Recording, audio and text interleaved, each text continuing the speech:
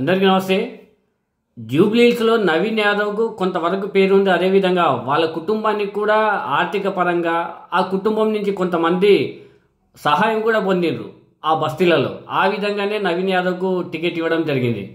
నవీన్ యాదవ్ కూడా నా పలుకుబడి కొంతవరకు ఉంది, నా ఫేస్ చూసి కూడా కొంతవరకు ఓట్లేస్తారు. అదేవిధంగా కాంగ్రెస్ ప్రభుత్వం అంటే చిన్న లోకల్ పార్టీ కాదు, అది నేషనల్ పార్టీ, 60 సంవత్సరాలు దేశాన్ని పరిపాలించిన పార్టీ.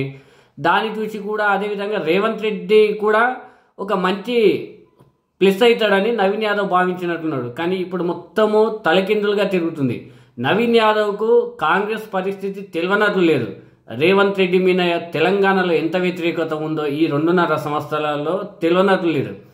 రేవంత్ రెడ్డి ఇప్పటికీ యూసుఫ్ కూడా అదేవిధంగా బోరబండ, ఇంకొకటి సినీ కార్మికులతో ఒక మీటింగ్ పెట్టడం జరిగింది. మొత్తం 2 రోడ్ షోలు, 1 మీటింగ్ పెట్టడం జరిగింది. రేవంత్ రెడ్డి ప్రచారంలో పాల్గొన్నప్పటి నుంచి పూర్తిగా కాంగ్రెస్ గ్రాఫ్ తగ్గుతుంది, అదేవిధంగా బీఆర్ఎస్ గ్రాఫ్ పెరుగుతుంది. నవీన్ యాదవ్కు ఓట్లు వేసే వాళ్ళు కూడా మేము నవీన్ యాదవ్ నుంచి సహాయం పొందినా కూడా కాంగ్రెస్ చూస్తే ఒళ్ళు మండిపోతుంది అనే విధంగా రేవంత్ రెడ్డిని బండబూతులు తిరుగుతున్నారు. అవి మొత్తం మనకు వాళ్ళ మాటలు మొత్తం వీడియోల ద్వారా బయటకు వస్తున్నాయి.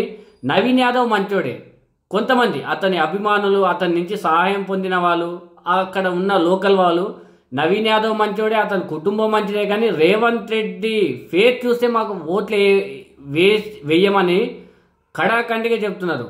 కాంగ్రెస్ ప్రభుత్వము అంత 2.5 సంవత్సరాలలో ఘోరమైన ఈ హైడ్రాతో కానీ చాలా పథకాలు కూడా ఇస్తామని ఇవ్వట్లేదు. ఇది మొత్తం నవీన్ యాదవ్ ఒకవేళ ఒంటరిగా పోటీ చేసిన గిట్టంగా ప్రస్తుతం అతనికి సానుకూలత వచ్చేది ఉందేమో సానుభూతి ద్వారా. ఎందుకంటే ఇప్పటికీ నవీన్ యాదవ్ 2 సార్లు పోటీ చేసిండు, ఒకసారి ఎంఐఎం ద్వారా, ఒకసారి ఇండిపెండెంట్ ద్వారా.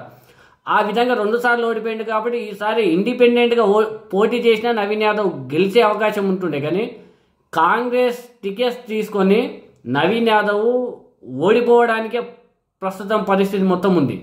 రేవంత్ రెడ్డి పేరు తలుచుకుంటేనే అక్కడ ఏ విధంగా మాట్లాడుతున్నారంటే అంత పచ్చిగా తిరుగుతున్నారు.